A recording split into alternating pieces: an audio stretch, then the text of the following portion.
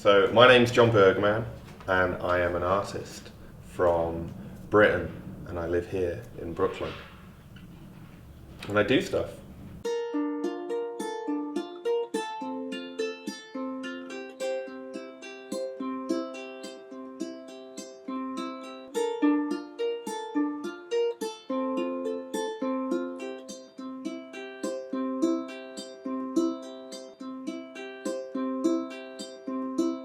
The kind of style in which I draw in is just how I draw. I never sat down and tried to design a way of making it. I think it's like your handwriting.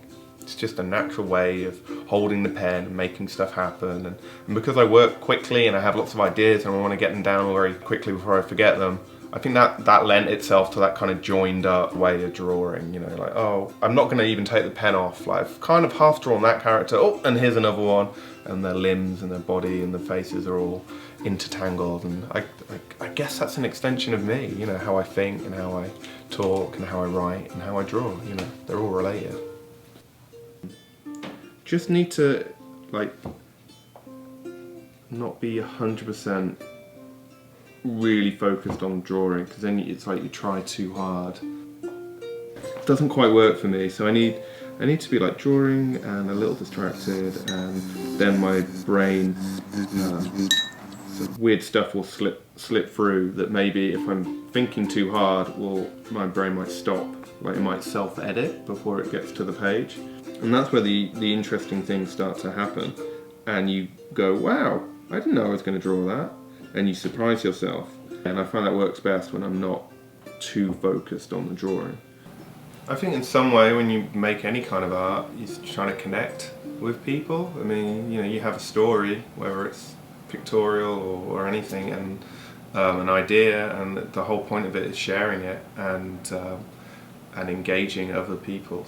One of my things is to get out of the studio, get out of the sketchbook, get out of the screen and take it into the world. I've prepared a little introduction thing, it'll only take a few minutes. Here are two really simple ways that we can attack drawing on the sneaker. You could either draw some stuff and then colour it in, or you could colour it in and then draw some stuff. These are the two ways that I would recommend doing this. Get it back into a physical realm in front of actual flesh-wearing humans and see what their response is. You want people to engage directly with it, I guess. So that seems to be the most like practical and immediate way of doing it. I think there's a definite benefit to our mental well-being, which is an incredibly important thing to nurture and take care of.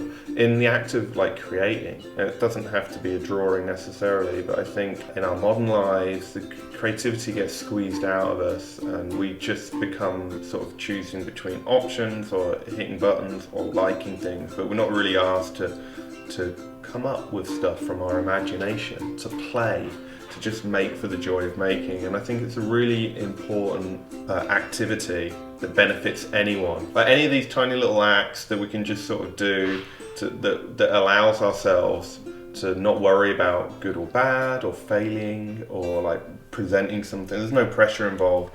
I think these are really important things, because when you start doing this stuff, I think it seeps into the rest of your life. So I'm free to explore and make and imagine, I guess. If you can keep doing that for the most part of your life, then I think that's a win.